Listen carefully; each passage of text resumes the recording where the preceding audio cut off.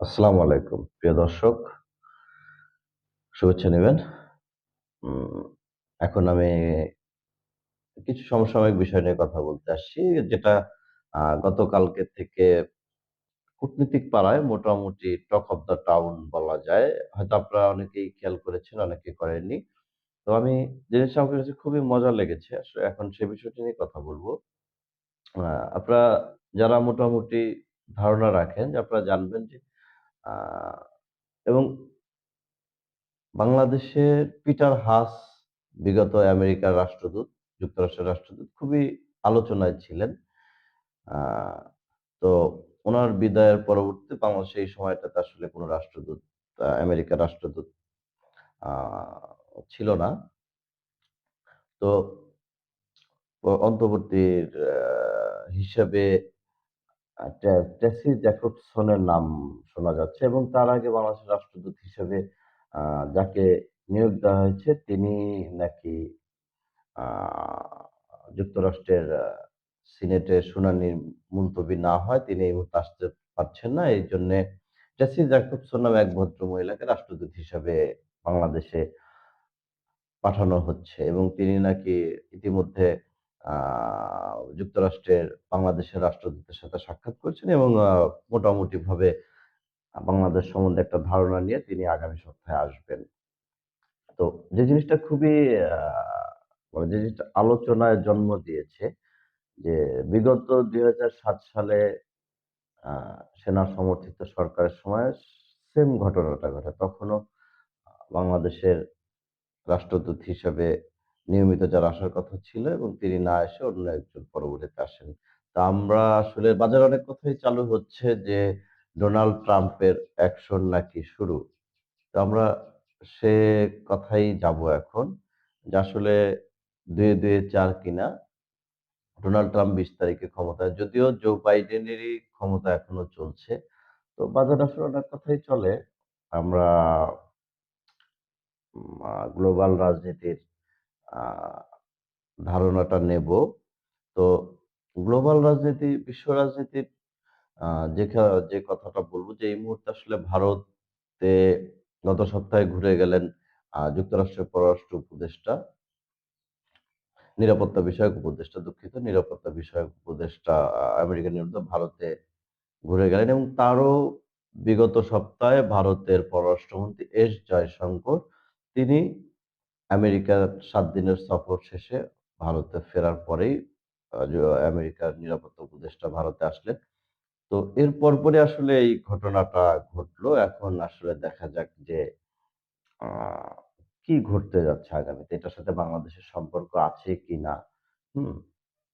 আমরা সেটা দেখব আগামীতে। তার আগে আরো কিছু কথা বলবো। আ ২০ জানুয়ারি ডোনাল্ড ট্রাম্প ক্ষমতা নিবেন এবং তার আগে বাংলাদেশে আসলে অনেক কিছুই ঘটে যাচ্ছে। আপনারা জানেন যে বিগত ২ দিন আগে উম বেগম বাংলাদেশের সাবেক প্রধানমন্ত্রী বেগম খালেদা জিয়া চিকিৎসার উদ্দেশ্যে লন্ডন গিয়েছেন। ওখানে মা-ছেলের একটা মেলবন্ধন হয়েছে। তো বাজারে অনেক কিছু যে আসলে -2 ফর্মুলার একটা কথা শুনতে পাচ্ছি। তো -2 র ফর্মুলা শুনে আপনারা কতটুকু জানেন জানি না। তবে একটু ধারণা দেই। আ ২০২৪ এর মতো হয়তো আ গণঅভ্যুত্থান হয়নি। কিন্তু ২০০৬ সালে বিএনপি যখন ক্ষমতা ৫ বছর শেষ করে আ তত্ত্বাবধায়ক সরকারের একটা জটিলতার কারণে হচ্ছিল না বিচারকদের বয়স। এগুলো অনেক লম্বা ব্যাপার। আরেকটা ভিডিওতে আমি আপনাকে বলব। তো তো যখন সরি মাফ করবেন। তো যখন আ সে সময় সেনা সমর্থিত সরকার আসার পরে তারা মোটামুটিভাবে বিএনপির বেগম খালেদা জিয়া এবং সাবেক প্রধানমন্ত্রী শেখ হাসিনাকে আ আটক করেন। তারা কারাবরণ হয় এবং তখন এই আমাদের এখনকার যে অন্তর্বর্তী সরকারের প্রধান উপদেষ্টা প্রফেসর ডক্টর মোহাম্মদ ইউনূস তিনি বাইরে থেকে এসে তাকে দিয়ে নতুন দল গঠনের প্রক্রিয়া শুরু হয় এবং নাগরিক শক্তি নামে একটা দল মোটামুটিভাবে চালুর একটা সিদ্ধান্ত হয়, গড়ার সিদ্ধান্ত হয়। কিন্তু আসলে সেটা পরবর্তীতে মুখ থুবড়ে পড়ে। তো আমি যেটা বলব তখনই আসলে -2 র একটা চিন্তা হয়েছিল সেটা অবশ্য পরে আর সফল হয়নি। তখন ২০০৮ সালের নির্বাচনের মধ্যে আওয়ামী লীগ সরকার ক্ষমতায় আসে। এবারেও সেইভাবে একটা কথা শুনতে পাচ্ছি যে শেখ হাসিনা ভারতে আছেন এবং এই মুহূর্তে যদি বেগম খালেদা জিয়াকে লন্ডন পাঠিয়ে দেন তাহলে হয়তো যেমন শেখ হাসিনা ছাড়া যেমন আওয়ামী লীগকে পুনর্গঠন করা সম্ভব না। বেগম খালেদা জিয়া ছাড়াও আসলে বিএনপি এই মুহূর্তে মানে কতটা চাঙ্গা হবে। যদিও বিএনপি মোটামুটিভাবে আশা করা যায় যে আগামীতে হয়তো ক্ষমতায় বিএনপিই যাবে। আওয়ামী লীগ মোটামুটিভাবে বিরোধী দলে যাবে। এটা বোঝা যাচ্ছে। আসলে তারপরে নির্বাচন অনেক খেলাই ঘটে। তা আমরা যে কথাটা বলব -2 ফর্মুলা আ হবে নাকি আগামীতে আবারও +2 নিয়ে নির্বাচন হবে সেটাই দেখার বিষয়। তবে মানে আমি বলব যে আওয়ামী লীগ বিএনপি একটা ধন্যবাদ দিতেই পারে এবং অন্যান্য দলগুলো বিএনপিকে একটা ধন্যবাদ দেয়। বিএনপি যেভাবে বাংলাদেশটাকে আমি বারবার কয়েকটা এপিসোডে শুধু বিএনপির কথা কেন বলছি? যেমন গতকালকে আ বিএনপির প্রথিতযশা নেতা মেজর হাফিজ বীরউত্তম সম্ভবত উনি মোটামুটিভাবে ৭১ এ জামাতের ভূমিকা এবং বিগত ১ সাল থেকে ২৪ সাল পর্যন্ত জামাতকে কিভাবে বিএনপি সহযোগিতা করে আসে, এরকম অনেক বক্তব্য কালকে একটা অনুষ্ঠানে দিয়েছেন। তো বিএনপি মোটামুটিভাবে এখন মুক্তিযুদ্ধের পক্ষে আসলে বিএনপির প্রতিষ্ঠাই তো আ মুক্তিযুদ্ধের মাধ্যমে। বিএনপির প্রতিষ্ঠাতা যিনি শহীদ প্রেসিডেন্ট জিয়াউর রহমান তিনি নিজে বে বীর মুক্তিযোদ্ধা ছিলেন এবং আ স্বাধীনতার ঘোষকদের মধ্যে একজন। তো সেই দলটা বিএনপি মুক্তিযুদ্ধের পক্ষে কথা বলবে এটাই স্বাভাবিক। এবং মেজর হাফিজ বীরউত্তম উনিও একজন মুক্তিযোদ্ধা ছিলেন। তো মোটামুটিভাবে মানুষের মধ্যে মোটামুটিভাবে মানুষের মধ্যে বিএনপির প্রতি যে একটা ধারণা ছিল এবং মুক্তিযুদ্ধের সপক্ষের শক্তি আরো শক্তিশালী হোক সেটা আমরা চাই এবং বিএনপি মুক্তিযুদ্ধের সপক্ষের একটা শক্তি সেটা জানান দিচ্ছে।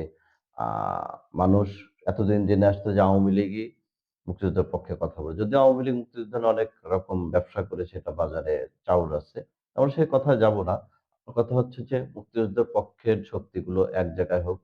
আরেকটা কথা আমার দর্শকদের বলতে চাই বিএনপি কিন্তু রাজনৈতিকভাবে প্রতিপক্ষ না আওয়ামী লীগের এবং আওয়ামী লীগেরও বিএনপির প্রতিপক্ষ। আসলে দুজনে হচ্ছে প্রতিদ্বন্দ্বী। ক্ষমতার লোভ, ক্ষমতার প্রতিদ্বন্দ্বী। হুম? তো বিএনপি আওয়ামী লীগ এক টেবিলে আ বসলে অবাক হওয়ার কিছুই থাকবে না এবং দেশের স্বার্থে এক জায়গায় দাঁড়িয়ে এরা কিন্তু ৯০ আন্দোলন করেছে। হয়তো ভিন্ন, ভিন্ন উদ্দেশ্য এক ছিল এবং আ মোটামুটি দেশের যেকোনো ক্রান্তির লগ্নে এই ২ টা দল কিন্তু এক জায়গায় বসে আন্দোলন করেছে। হুম? যেমন শহীদ প্রেসিডেন্ট জিয়াউর রহমান বহুদলীয় গণতন্ত্র চালু করেছিলেন। হুম? তো বিএনপি আসলে বাংলাদেশের অনেক জায়গায় অনেক সময়ই বাংলাদেশটাকে established করেছে। এখন আসবো আওয়ামী লীগের কথা। আওয়ামী লীগ পুনর্বাসন হবে নাকি সেটা ২০ জানুয়ারির পরে বোঝা যাবে। হ্যাঁ? তবে তাদের জন্য পথটা সহজও হবে না। আবার আওয়ামী লীগ তো আসলে বিরোধী দল অনেকটা শক্তিশালী। এখন বিরোধী দলে যাবে না সরকারি দলে যাবে সেটা সময়ই বলে যাবে সরকারের সদিচ্ছা এবং আওয়ামী লীগের আ এর সাথে বৈশ্বিক রাজনীতি আপনারা যারা মোটামুটি বোঝেন তারা জানেন যে আসলে বৈশ্বিক রাজনীতি এদেশে কতটা প্রভাব ফেলে। একটা দেশ যখন স্বয়ংসম্পূর্ণ যতদিনে না হয় ততদিন আসলে বৈশ্বিক অনেক কিছুই মোকাবেলা করতে হয়। আপনার যখন প্রচুর অর্থ হবে আপনি কিন্তু কারো কাছে হাত পাতবেন না। অনেক কিছু আপনার ইয়াতে থাকবে। হাতের নাগালে থাকবে, নিজের নিয়ন্ত্রণে থাকবে। তো যেহেতু আমাদের এখনো আ সারা বিশ্ব থেকে আমদানি করতে হয়, তো আমাদের এজন্যই অনেক কিছুই তাল মিলিয়ে চলতে হয়। তো এখন বিশ্বের রাজনীতির সাথে আসলে এই সরকার কতটা পেরে উঠছে আপনারা দেখতেই পাচ্ছেন। তবে আওয়ামী লীগের পুনর্গঠন না পুনর্বাসন সেটা অনেকটাই ডিপেন্ড করবে ২০ জানুয়ারির পরে আওয়ামী লীগ কিভাবে করবে। এতে অনেক কথাই শুনি ডোনাল্ড ট্রাম্প আসলে এটা হবে সেটা। কিন্তু আমি মনে করি যে আসলে আপনার কাজটা কেউ করে দিবে না। নিজের কাজটা নিজে হ্যাঁ, কেউ আপনাকে ধাক্কা দিতে পারে।